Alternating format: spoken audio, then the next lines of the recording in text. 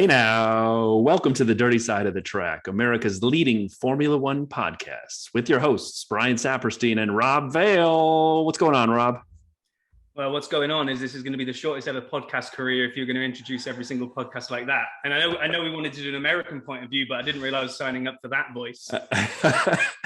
Hey, man, I only got one voice. I use it the way I use it. And I'm so excited that we're doing this. Welcome, everybody, to episode 1. Rob, you want to tell people why we're doing this?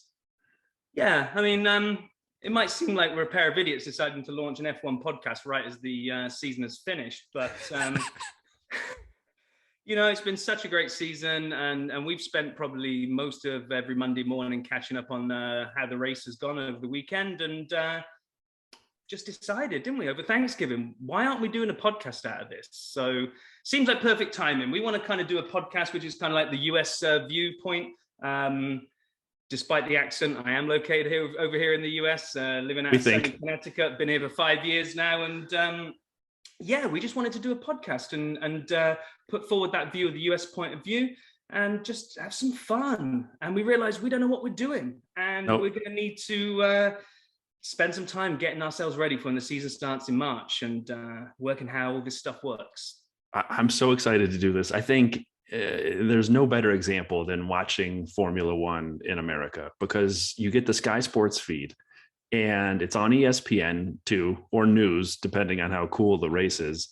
And you log on to the qualifying and you watch it. And at the second they finish quali, this random lady who I've never seen on ESPN comes on. Thank you for watching ESPN coverage of Formula One, brought to you by Mother's Polish. And then they cut to what I can only assume is a Sports Center from 1983. And I'm like, that's how important Formula One is in the US? Come on, man. It's like one of the fastest growing sports. And whether that's from Netflix or, Drive to Survive, or the fact that, the pandemic has made us all kind of appreciate early morning sports and whatever you can get when you can get it. We're just two guys who love watching Formula One and love talking about it. And it's not going to be overly technical because we're not that smart, but what it's going to be is fun, and we're going to get our kind of perspective. So very excited to launch this with you, Rob. Yeah, definitely, Brian. I mean, it's interesting kind of coming across here and watching it now, like I say, for the last 5 years from this side of the pond, and it's such an underserved market, as in, I get some of the references because we're watching the Sky Sports stream, and I used to watch Sky Sports back home in the UK, but they're not really even making kind of special dispensation for the US market. They constantly say, well, if you want to catch up on the highlights, then press the red button to watch the highlights. And there's no red button over here. What's the red button? I don't know what that is. Sky Glass and Sky Q customers. Dude, I just got ESPN. Give me a break. So you're absolutely right. The coverage isn't exactly kind of tailored for the US market. Not that I'm saying that the commentary would be any different, but we just feel like it's kind of like the poor man's afterthought, where, we're getting it piped through from the UK. And then, like you say, that's the most frustrating thing. The moment it finishes, like sometimes they cut away when the guys haven't even left the podium. Nope, they're still up there. Yep. We're done, and we're on to tractor racing from 1953. I'm not going to say that one day ESPN will pay for rights and need their own announcers, and you and I will be the Crofty and Brundle of the US. I'm not going to say that, but I'm saying it. All right. So with this week concluding the season, and with the season being done with the world's most epic championship, I think it's important that we kind of talk about what happened this race in Abu Dhabi. And we're going to do that as we do every week going forward. We'll review the race, but we got to start at the end today. Got to kind of look at the idea of having our dessert first, because of the just momentous, crazy, controversial finish that occurred. So I thought for this one, let's kind of do the end first, and then we can work our way through the week to that point. But we can't ignore it for more than a couple minutes. Obviously, we have a new champion, a first-time champion, and Max, his first name, Emilian, his middle name, Verstappen, his last name. And so congratulations to Max. I would just say this before I get your perspective, Rob, but to me, Max was a very worthy champion. I have no problem whatsoever with him being the champion of the year. The 2021 Drivers' Championship going to Max Verstappen, great. I got no problems with that. He deserved it. However, I think Lewis also drove amazing and also deserved it.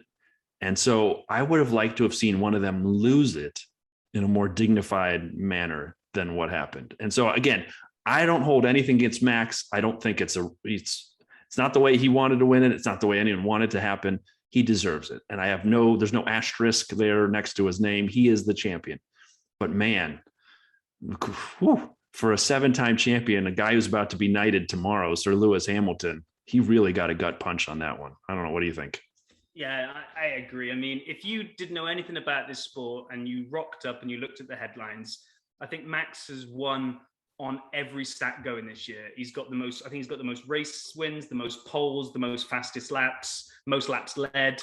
I mean, on everything that counts, you can't say he didn't deserve it. And at times when he looked like he was going to pull away throughout the season, and Lewis then pegged him back and showed every part of his 7-time champion's craftsmanship.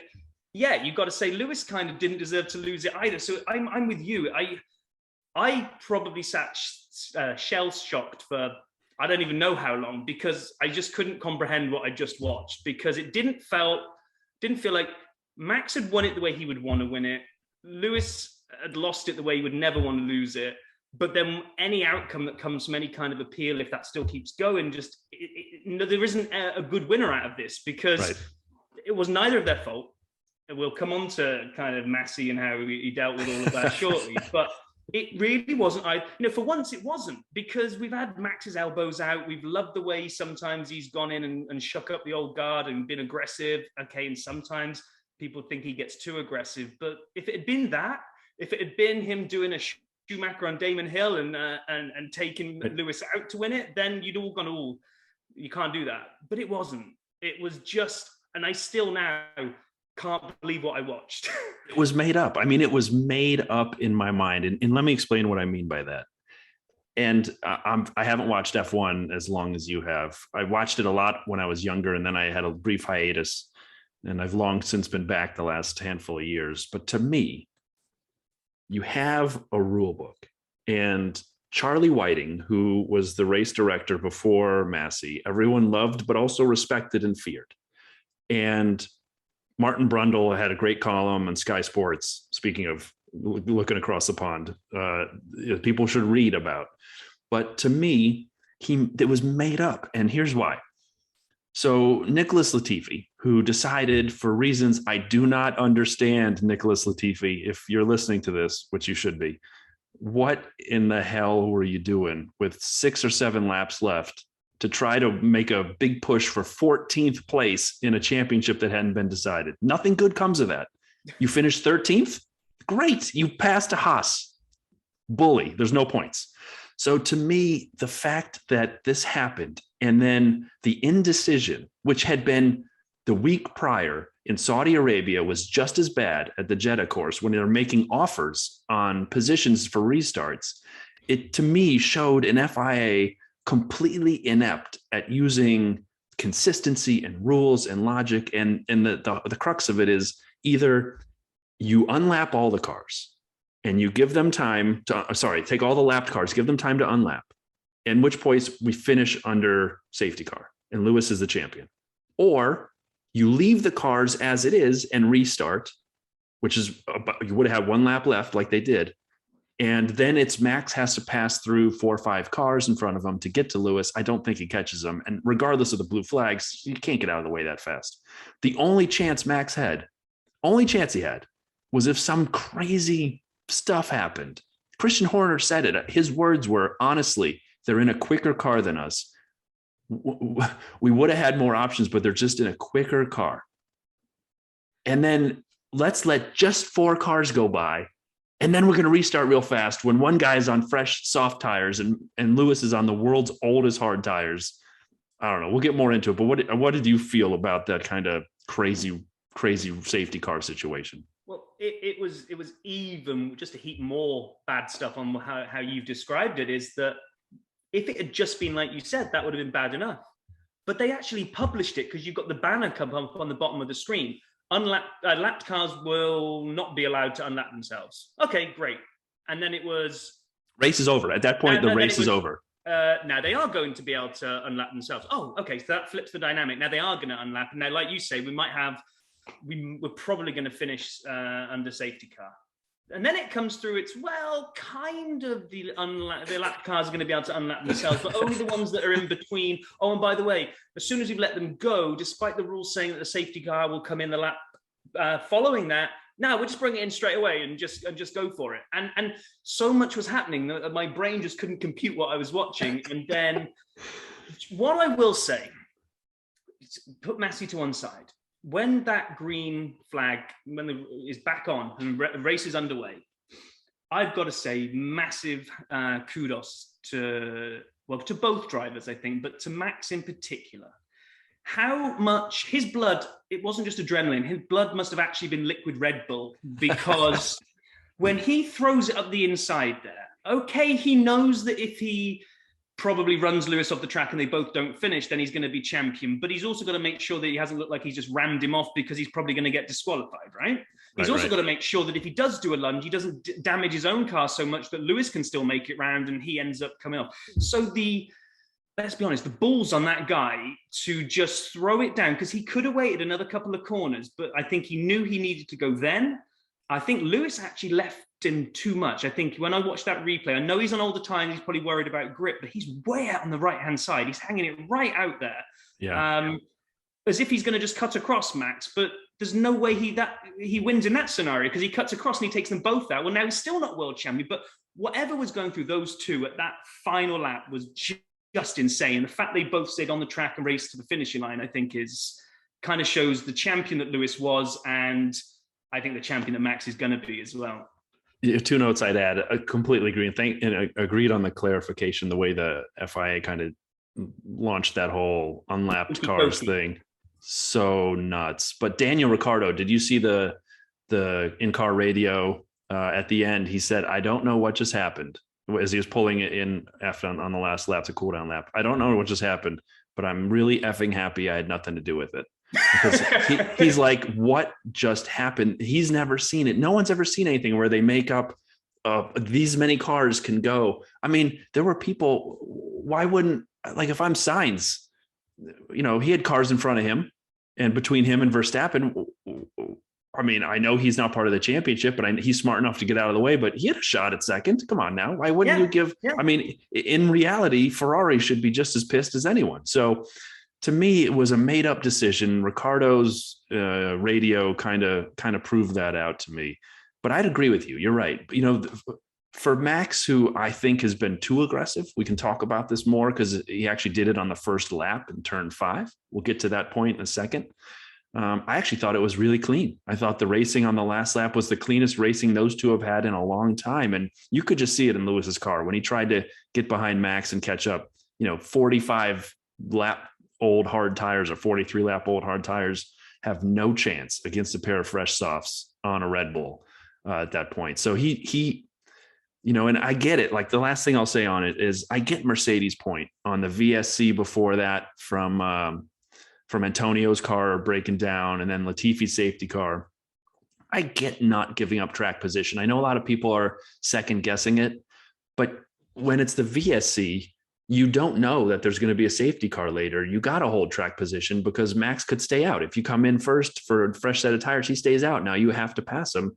We've all seen he's hard to pass. He will run you off the track, and the FIA does nothing about it. So I don't know if I would change a lot that Mercedes did. I just feel like the FIA hosed it up at the end.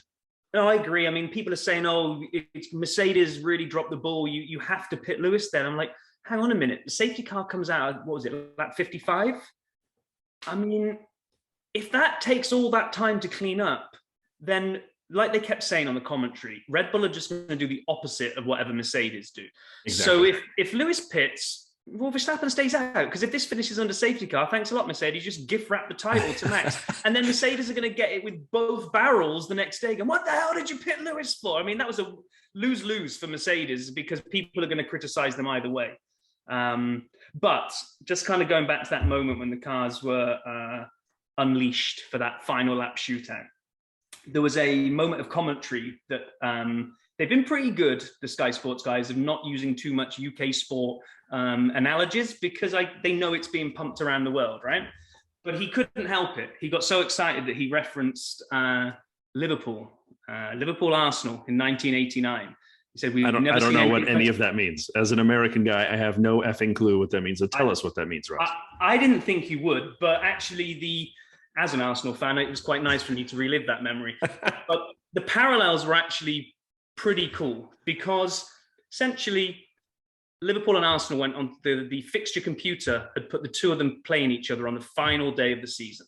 And they went into the final game in a situation where Arsenal had to beat Liverpool by two clear goals. They had to go to Liverpool's stadium and beat them by 2 clear goals. No one had been there and done that for years. Liverpool dominated the 1980s. You didn't go to Liverpool and win by 2 clear goals. So the odds were massively stacked. So really, in this situation, I guess Liverpool are Mercedes and Arsenal are Red Bull. Come the 90th minute of the game's over. It's the worst result possible for Arsenal. They're winning the game 1-0. So they're going to get the kudos of going to Liverpool and actually beating them, but they've lost. Liverpool are going to walk off with the title. And then it happened. I think it was actually something like 92 minutes and 12 seconds on the clock. One last punt forward from the goalkeeper. Arsenal go right down the other end. And akin to Max going past Lewis on that dive onto that corner, that is when I sat there watching both of those things and reliving that moment of time stood still. The guy puts the ball in, makes it 2-0 for Arsenal. They're champions. Max dives down the inside, takes the lead. They're champions. The synergy for me was that in both of those occurrences, it was almost like the entire season that had come before was pointless. I think I read, where is it? We were on that last lap where Max takes Lewis was the 1,297th lap of the season. The previous 1,296 meant nothing. They all meant nothing. I mean, obviously they meant something along the way, but it all came down to this last thing. The same way that kind of Anfield moment, those 37 or 40, sorry, back then it was 42 games that had come before it kind of mean nothing. It all came down to that last kick of the ball that sent the title the one way. And as he said that, I was like, okay, 2 things. A, the American audience can have no clue what you've just spoken about. I had no idea what they were talking about. I tuned out and thought of monster trucks and then came back. Yeah, exactly. But the second bit was, ever since that moment in soccer, that's become a defining point. Any championship that's ever been close will always reference back to, and this evokes memories of Liverpool 89, because it became that thing that everyone knew. Where were you when that happened? And it's the yardstick that all close championships were measured by. And that's what I think we just lived through, that for the next 50 years, any championship that's close, when kind of Lewis Jr. and Max Jr. are fighting it out in 20 years and it goes to the wire, it's always going to be referenced back to the Max and Lewis season of 21. Because I think we, as much as we'll debate how crazy it was, that was an iconic moment in F1 right there. And I would say, just closing this out, I'd say for me, Max is a worthy champion. He drove fantastic all season. He was a little aggressive. I can't say he never put a foot wrong. I feel like he made some mistakes along the way, but the pressure never seemed to get to him. And he's definitely a worthy champion. I think he deserved it. Kudos to him. And I look forward to next year. I just felt it ended in a tremendously terrible way. And for the casual fan who didn't know what was going on, I had friends here in the Chicago area call me, because I know I love Formula One. I'm like, what the hell just happened? Explain to me why it was so controversial. And did they just make it up? I'm like, yeah, pretty much. And so I spent most of my Sunday or late morning talking about it. But how much do you put credibility to the rumors that was whispering in Matt's ear that he had external pressures to make it a show, make it finish under race conditions, not make it finish under a safety car? Zero. Yeah. I'm not a conspiracy theorist. Zero. I mean, you're telling me that Nicholas Latifi coordinated his attack on Schumacher. By the way, Mick Schumacher must be laughing a little bit because he pushed Latifi wide, and now his dad and Lewis are still tied at 7. I'm just saying. I mean, it's a hell of a lot of dominoes. If you want to get into conspiracy theories, there's one for you. But to me, no. Latifi crashed. We all knew he was off on the dirty side of the track. And we saw he got his tires dirty, came around the next corner and just spun out straight into the wall. Big crash, or as the Brits would say, a big shunt. And so we knew he was hosed, and his brakes caught fire. The marshal was right to spray the stuff. I don't think they cleaned the track enough personally. In the next lap around, you saw him go over that fire extinguisher material. But again, I don't think Max had any idea they were going to do this. I feel like the FIA, Michael Massey, made a decision. He wanted to finish under racing. It's what he told Toto.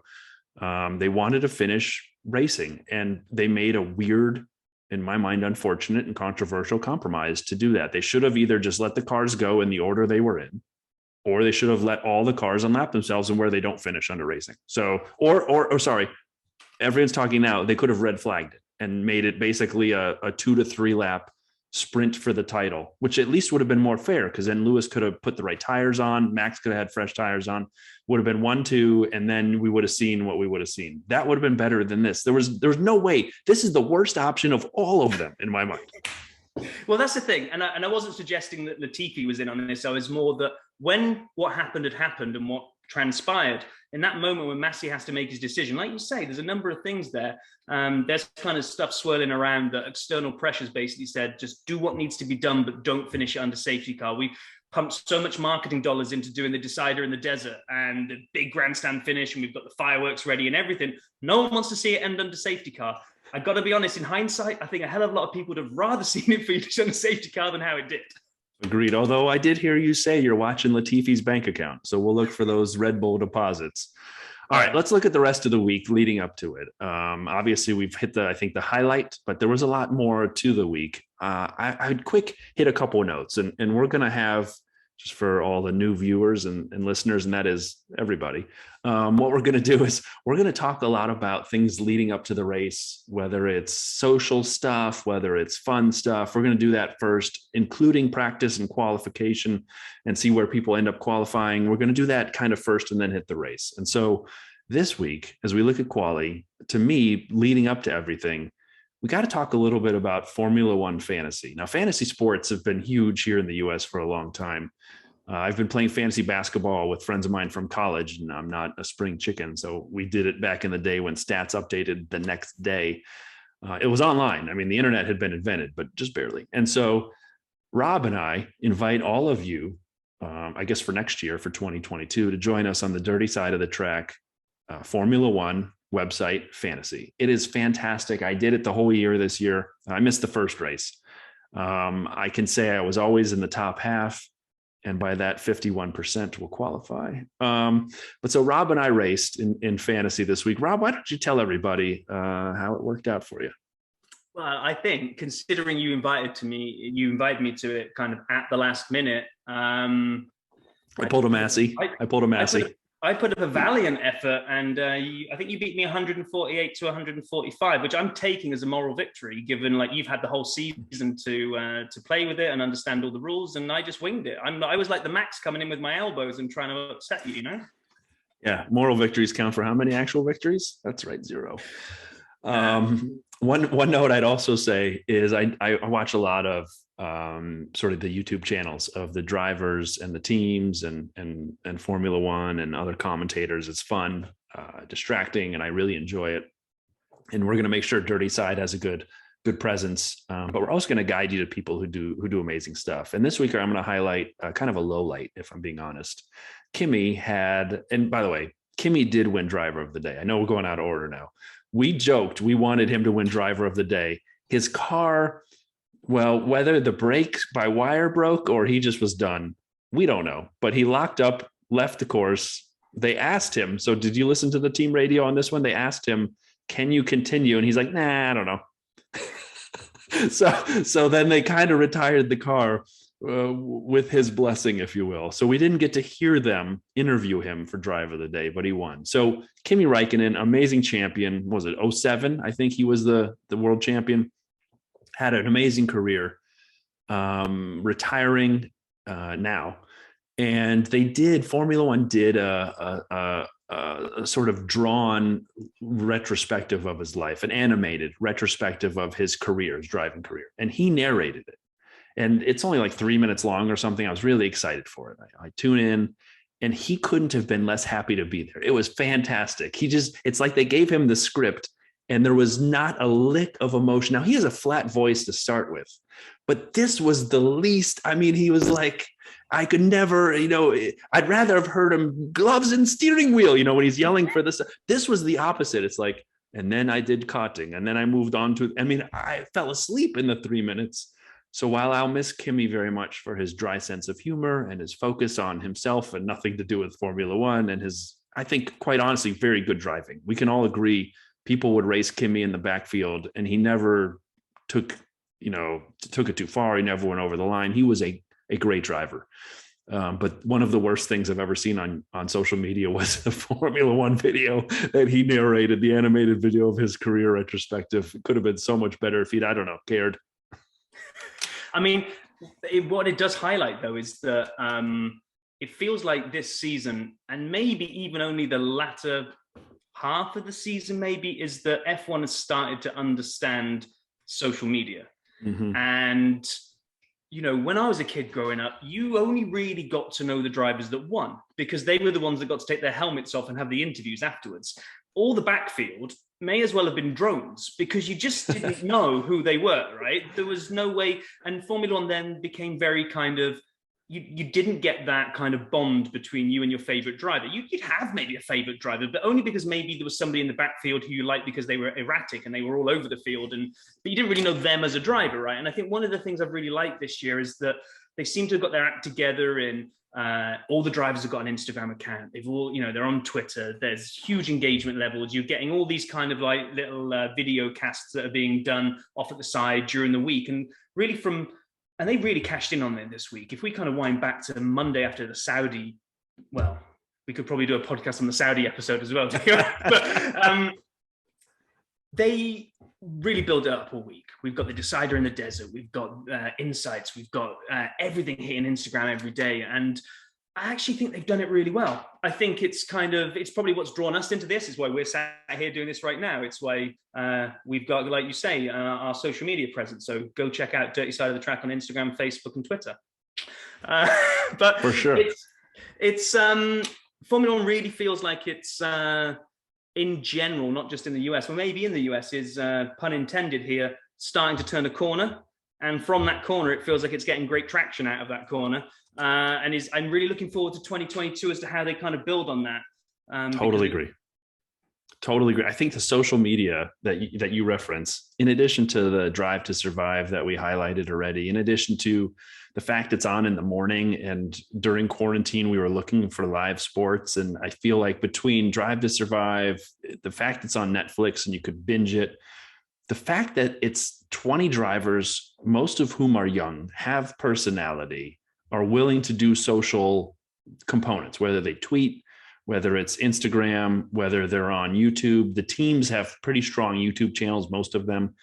I always enjoyed last season's McLaren stuff with Carlos and Carlando. I loved it. If you haven't seen, my 2-second nerdiness, if you haven't seen the Carlando when they go into the movie theater at the end of the season, when Carlos, look at me, I'm British. Carlos, when he's moving to Ferrari and it's been announced and they knew Ricardo's coming in, it is so good. They make fun of Checo for not having a ride. I mean, it is topical. It is funny, and they're Muppets in the movie theater. Anyway, go check it out if you haven't seen it. So, all right, social media aside, let's talk about qualifying this week for the championship decider. Rob, as you looked at it, what were some of the things that you really thought were, important and noteworthy from quali? I mean, I really thought the pole was going to be super important on this one because despite all the track changes that they promised a better race, I just, something in my gut told me that whoever's got pole, if they get a good start and they get away, they're just going to drive off into the distance because, shame on me for not foreseeing how the race was actually going to end. But yeah, so it was, it was that kind of cat and mouse, very close. I wasn't quite sure which way it was going to go, but it was, I really thought the Max's lockup in Q2 was going to have a much bigger impact than it ended up having. I thought that was going to be monster. I mean, I was watching it and I know I texted you, but when he locked up and flat spotted his medium tires, I'm like, oh no. I mean, he's either got to run those square blocks or he's got to rerun something. And I actually thought they might try to rerun mediums and see if he could go a little faster, but they went straight to softs to make sure they could go faster. And then to me, I mean, we've watched Abu Dhabi before. It is not a track where you stay close and pass a lot. And I know they fixed 3 of the corners and they changed some of the hotel pieces and yada, yada, yada. man, I thought that was going to be bigger. And then for me, the thing that really stuck with me from this weekend in terms of teams was Q3.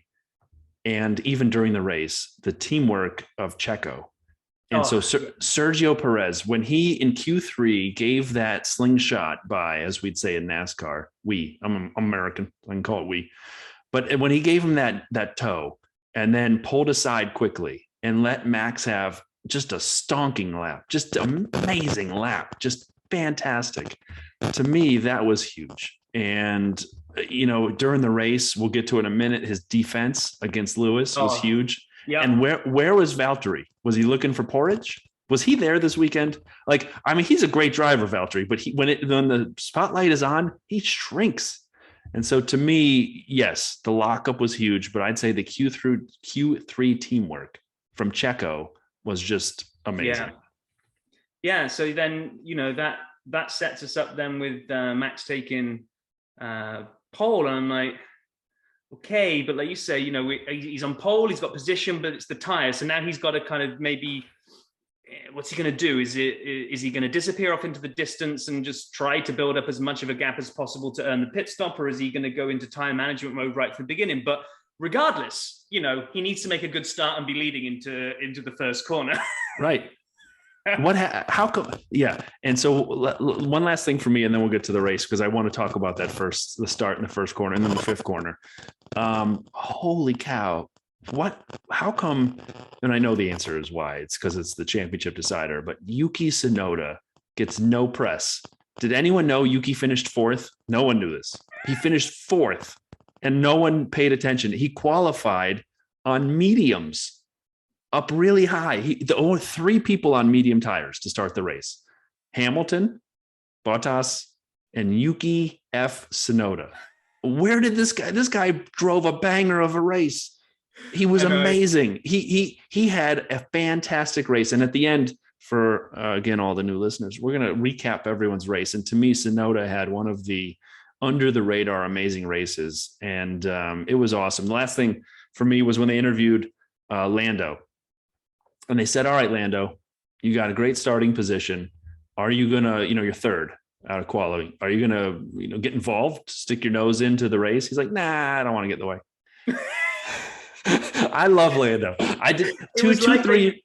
Yeah, go ahead. Once they knew those two were on the front row, it was almost like they should have just moved everyone else back like 2 rows, because no one really wanted to get involved. No one wanted to be that driver that, if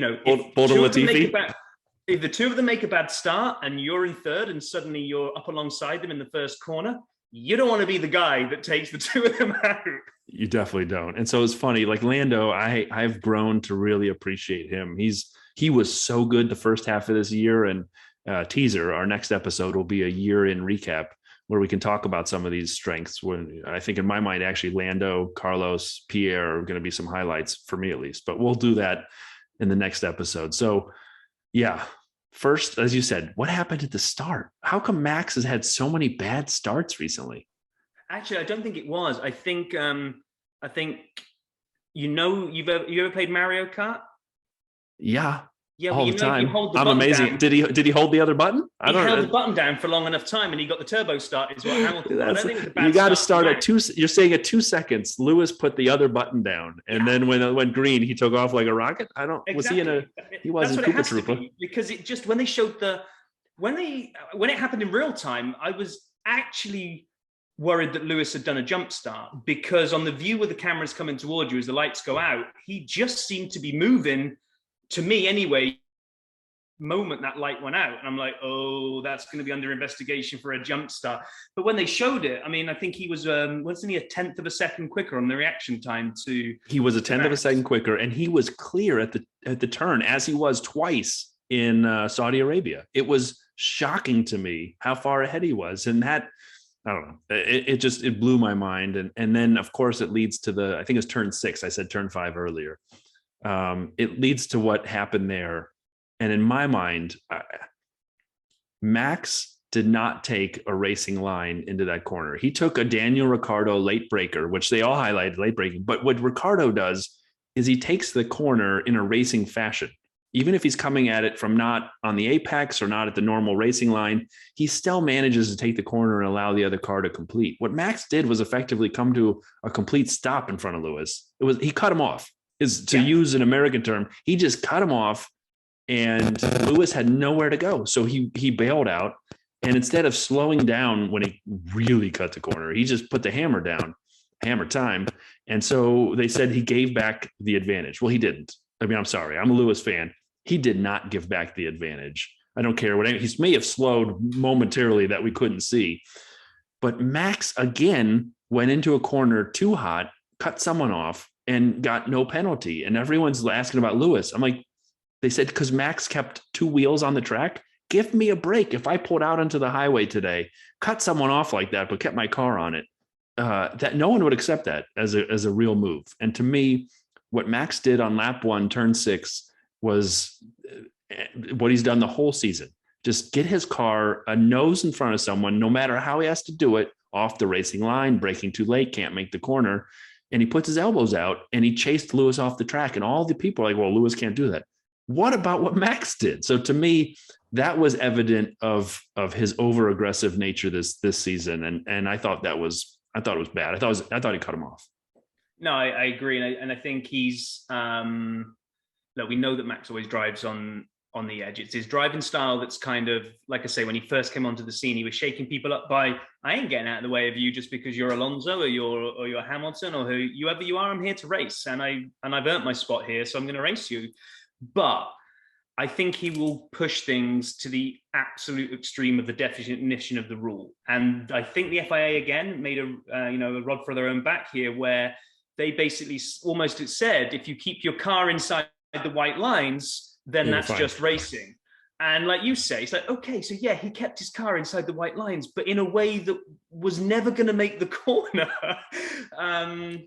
But yeah, and I agree. I think, Lewis went into that corner fractions of a second clear, came out of it like a second and a half clear. I never saw him give that back to being within fractions of a second again, but What? And the interesting thing is, right, so you and I talked before the race, and as you said, we sort of anticipated the Max taking when he had pole, driving off into the distance and trying to create a pit stop for a two-stopper, when in reality he had like 47 stops because of all the VSCs and safety cars, and he was changing tires more than the guys down at the tire rack are doing. But so to me, he comes out on softs and he couldn't catch Lewis. So like, I recognize we sit here and debate the turn 6 situation on lap 1. He had 15 more laps or 14 more laps where he wasn't even close to catching Lewis on the softs. First, second, third lap. You got to think those things are perfect at that point, or nearly. I mean, he used them for one lap in quali. And so in my mind, Lewis drove a technically pretty much perfect race to pull ahead from Max at that situation and stay ahead. And it was a bummer to me that it didn't mean anything at the end because he got massied. Yeah, I mean, if we're brutally honest, after that incident at the corner and didn't he give the advantage back, it was a pretty boring race for a big chunk of time, right? And it was intriguing. Very much so. It was intriguing to see it play out. And I was the same as you. I was shocked that Max didn't seem to be able to make a dent into Lewis's lead. And if anything, Lewis was pulling away. And then we kind of finally came down to, I think it was the VSC, wasn't it, when Max went in and pitted and they were like, right, here's the charge now. He's got to take 0.8 of a second out from Lewis. And he did it for the first 3 laps. Three laps. First 3 laps, it was 0.8, pretty much bang on. And then all of a sudden, it was 0.6, it was 0.5, it was 0.3. I don't think Lewis ever went faster than him, but we went into kind of as if both drivers had settled into a dawning realization of Max doesn't have the pace. Max started looking a bit dejected, although here's me really being able to tell the difference between 0.8 of a second as to whether or not Max was looking dejected or not. But he must have known. He must have known that he wasn't making the inroads. And we got to 10 laps out, and I think that's when Christian Horner was interviewed on TV, and he said that we just need a miracle because they're faster than us. They're faster than us. And I was actually, the moment he said that, I thought, oh, sport's got a funny way of serving those things up. So I was actually sitting there waiting for the puncher, because Lewis had been warned a couple of times about going over the two of the turns they were worried about. Watch the curbs, because the curbs have been like, they'd angle grind them down to try to make them a bit less severe, but they were still worried. And I think, I can't remember now who it was that had actually suffered with the slow puncture. Well, Lando had a slow puncture. It was Lando. Yeah, so I'm thinking, okay, this is what's going to happen, isn't it? We're going to get are we going to get Lewis come around the final corner with like a delaminated wheel flapping around the back, and he's kind of limping across the line, trying to Silverstone 2020 is what I was waiting for, where he comes around with this thing flapping like this, and his announcer Bono in his ear, 8 seconds to Verstappen, 4 seconds to Verstappen, 1 second. I mean, like, I was waiting for that, and agree with you. Last thing, sorry, just one more note I wanted to highlight. When Nico Rosberg, who was never the bastion of conservatism on the track, I almost got that word right, Nico Rosberg called Max out for too much on that corner, and he was the only one to say it. I'm pumping my arms at 7:15 in the morning, eating my pizza. I'm like, yes, Nico, you're right. So to me, I really struggled a lot with Max's driving this season. And I think I would just reiterate what we said earlier. He was great the whole year in terms of maybe a little over aggressive, but he was fast. He was smart. He was precise. He knew what he was doing. I don't care what anyone says. When he ran Lewis off in Brazil at turn 4, he knew exactly. You could see the onboard, which they didn't have for like 3 weeks. Yeah, it's just well, now we've gone full circle, because now we're coming back to the emotions that I was kind of describing at the beginning when we were talking about the end, which is the great season, great drivers, great events that happened all the way through, which, like you said in the little teaser there, we're going to talk about in the next episode and kind of pick the bones apart from the season. Deserved champion, just not the way any of us wanted it to be. My last thing for this particular race, and you may have other things that's good, but I just had one thing that I want to hit before we talk about next episode of the season, is the class that Lewis and his dad showed at the end of the race. And what I mean by that, Lewis didn't park next to Carlos and Max, and some people are mad about that, and that's fine. He also wasn't on the radio. He said this was manipulated, man. He was angry. His team engineer comes on and goes, I don't know what to say. I'm so sorry. I don't know what to say. And they basically sat there quiet. And Toto was having a nutty, right? He was going crazy and they're breaking more Bose headsets. Michael, did you read my email? I mean, there's one of those situations again. And to me, Lewis was regrouping, and then you saw him huddling with his dad. And I'm not going to try to get into the mind of a young driver, but I'm just going to tell you that he came out, you could see the tears in his eyes. He walked over and congratulated Max, went up to the podium, stood there, shook Christian's hand, shook Max's hand, congratulated them, participated in the event at the top of the podium, and then walked away. And now people are saying, oh, he didn't do one of his interviews. What? I mean, give me a break. That was the most controversial finish. They took a championship, which is all that matters, from him on the last lap. I thought he was the epitome of class. His dad walks over, shakes Max's hand, shakes Max's dad's hand. Last week in Saudi Arabia, Max didn't like the finish. He grabbed his champagne or rosewater, I guess, and walked off the podium as fast as he could. So to me, I think that's something that comes with age. And I say that as an old person. But to me, I think Max will be there eventually. He seems like a good dude.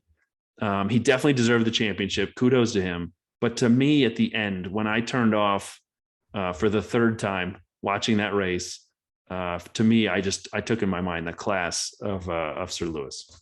Well, it's what we do. It's what the British do, right? So, but no, I mean, it's a really good lesson. And there's a lot of focus on kind of being gracious in victory. And when I look at kind of all the penalties being given out for taunting in NFL at the moment, like they're trying to, you've got to be gracious in victory. You can't be kind of taunting the opposition.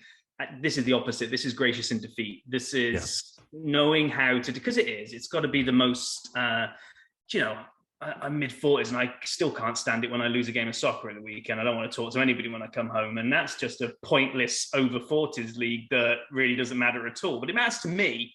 And because it matters to me, I can be in a really bad mood and not want to speak to anybody. I can't even imagine what that becomes when you multiply that by going for, not just going for a world championship, going for the 8th, being out on Record-breaking. your own as being the single most maybe not talented because that's up for debate, but at least having the most championships in your locker. And on kind of my last wrap up of this race before we can maybe preview next week is that the only silver lining, because I'm an optimist. I like to see the good in things, like even your impressions of Toto. I'm an optimist, says the guy who's not an optimist. Okay. I'm an optimist. I'm an eternal optimist, and I think that you're going to work on your impressions and get them better in the future. No, they're going to be this bad the whole time forever.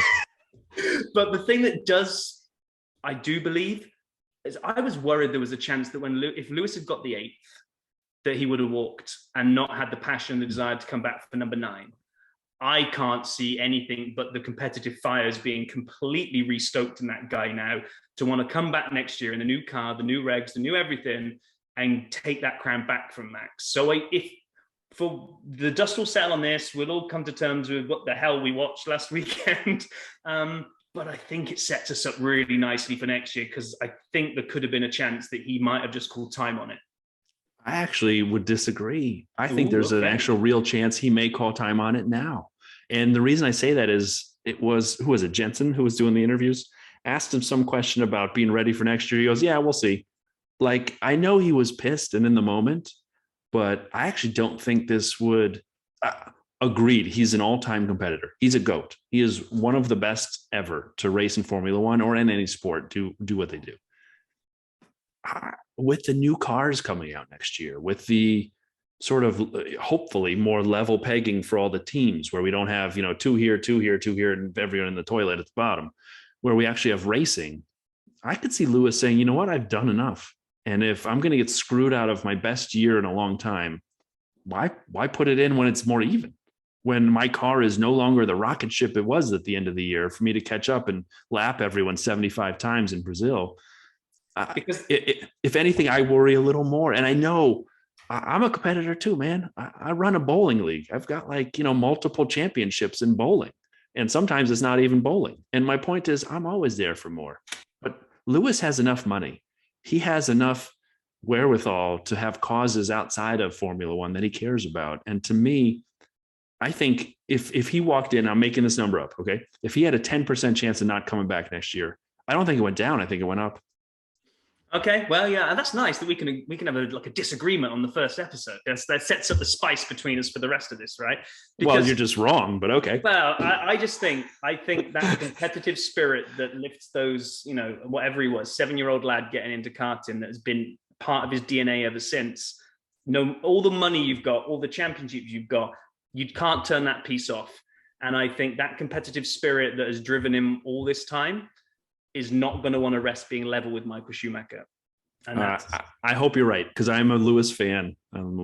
So anyway, let's close this week with ratings of the drives that we saw, and then give a quick preview for next week. So quickly, as we go through, let's go by finish. Max first.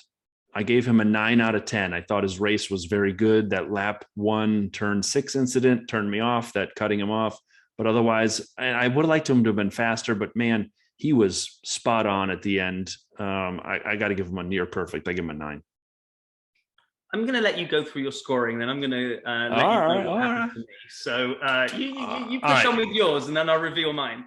Max 9, Lewis 10. I gave him a perfect score. He literally did what you expected me to, drive off into the distance, except we thought Max was going to do it. Lewis did it. I know the team said, let's not give up track position. Again, as I said earlier, I think that's the right decision. I'm excited. I thought he did a great drive. He did nothing wrong. He had this thing in the bag until he got massied. Carlos, I'd give an 8. We will talk about him next week. As we said, we're going to do a season review. Carlos Sainz, second half of the year, I don't know how you can beat him. He had 75 races in a row with points. I mean, the guy's amazing. Plus, he's a horrible singer. And if I could get my little sound buttons to work, I'd do a smooth operator. Yuki, I give an 8 as well. Again, we talked about it. He popped up in the middle of nowhere in quali on yellow striped medium tires, and then finished 4th in the chaos at the end. And he had a rough year. He started off with all the hype and all the hope. And I know there was a lot of people down on him, and he screwed up a lot in Mexico and other places. But to me, it was an 8. Pierre, Next 7. I loved watching him race this year. He was for me and we'll talk more about this next week. He was Mr. Saturday for the last half of the year. He really qualified the heck out of that AlphaTauri. Loved it. Valtteri 4. Man, I like Valtteri. He seems like a great dude, but he was bad as a teammate when they really needed it. And this was a good weekend example. He wasn't there in quali. He wasn't there in the race. Where was he? And then the Mercedes, he can't get the Mercedes to go through traffic, but Lewis goes through 47 people. Okay. Anyway, Lando, I give a 7. Slow puncture, not really his fault. He got caught out by the safety car, the VSCs. He got kind of hosed, but he started 3rd. I expect more from Lando. He's a great driver, and I look for more. Fernando, I gave a 6 out of 10. Just struggled with the car, didn't seem comfortable. He didn't set the world on fire. He's better than average, but not great. Esteban behind him, same car. I gave a 5. If I gave Fernando 6, I gave Esteban a 5. Interesting year for Esteban. Big contract, horrible for a while. And again, we'll get into this next week. I promise I'll say it the last time I say that. Won in Hungary in that crazy race, but I really would have liked to have seen more pace, more push, a little more elbows out. Not as much as Max, but a little more. I know Max and Esteban have history. Anyway, Charles, I love Charles. He's amazing. I gave him a 5. Man, was he in the race? What happened? Like, I didn't even know Leclerc was racing anymore at the end. And then he even said on the radio, he's like, yeah, I don't know. That was whatever. Seb, I gave a 5, maybe a 6. I don't know. I mean, I did not like Seb last year at the end of his time at Ferrari. I thought he handled it poorly. I thought it went down poorly. Obviously coming over to the pink Mercedes, to the Tracing Point, to now Aston Martin, they really got hosed by the standards, and their cars were horrible this year. I thought he handled it well. I loved what he did this year. It felt like Seb turned a corner to me. Again, we'll talk more. But I'm going to red flag your ratings if you keep giving away your season. All right. Daniel, come on. Daniel 4. Again, was he in the race? I didn't notice. Lance 4. I mean, he was worse than Seb. He finished below Seb. I mean, come on, Lance. We expect more. Mick, I gave a 5. How in the world is a Haas battling anyone on lap 52 on the same lap? I mean, that car must just be dog-esque, because this is your dog eggs. Mick did a great job keeping that thing in contention. They actually said it was the best race of the year over the team radio. And I agree. Mick was in it. He was fighting. It was great. And then the people who didn't finish, Checo, I gave an 8. I should probably give a 9. Best team, what he did holding Hamilton up, it was not dirty. It was maybe a little aggressive, but it was not dirty. It was, in my mind, amazing. And it's a lost art. I thought the only person on the grid who knew to play defensive was Fernando. Apparently Checo's got it too. He knows how to manage tires, how to play defense. Everyone in the first half he was great. Checo was great. Latifi, I gave it 2. Should have given a 1. He pulled a Latifi. It'll forever be known. He ruined the entire race for the title deciders by deciding to race a Haas with 6 laps left in the title. That was ridiculous. And then some more non-finishers. Antonio 4, we'll miss you. George a 4. What the hell happened in the second half of the year? He disappeared after like Spa. And then Kimi, I gave a 4 because he finished as well driver of the day. So to me, Lewis and Max were the cream of the crop. And then you got to look at Charles and Yuki after that. Okay. And the reason I let you go and take yours forward is because I didn't do mine. I was all prepared. I knew that we were going to sit down and we were with the vision of making this first episode. So I was pumped, I was psyched, I was taking notes, I was ready, and I was going to do my sit back and reflect. After it's all finished, and I'll go down and score them. I was so numb after what I just watched. I never went back to that piece of paper. I changed channels, I watched different sport, and I was kind of F1'd out for Sunday. And I never went back to that piece of paper. And I only remembered that we were supposed to be scoring when we sat down for the pre-show get-together to decide what we were going to discuss. And you said, and then we'll finish on our driver's ratings. I was like, yeah, we will. Right, yeah, right. The optimist forgot to do his homework. I love it. Hey, so, you know what? Thanks for actually giving us something to talk about there, Brian. Because I mean, we can look at it and review. But to me, what's exciting is next year, 2022, when we do this and we have regular race reviews and we look at each driver and we talk about where they finish, we'll be able to tally these up. And while the Formula One driver standings will be based on actual objective finishes, we will have subjective scores here that we will make look objective by doing it over the entirety of the year, and it'll be a lot of fun. So I guess next week we will, or the next podcast at least, we will talk about the season in review, and we'll get into each of those drivers, how they did, what we're looking forward to, say goodbye to those who leave us and welcome those we don't know anything about, and we'll have some fun. So Rob, close us out, buddy.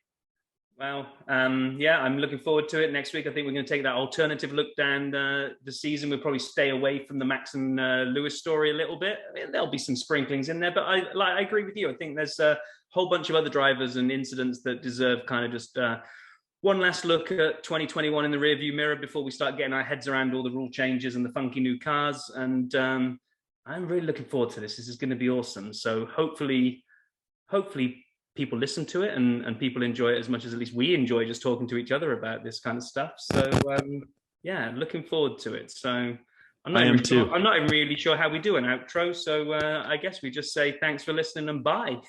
Thanks for listening. Have a great day, everybody. Be well. Bye.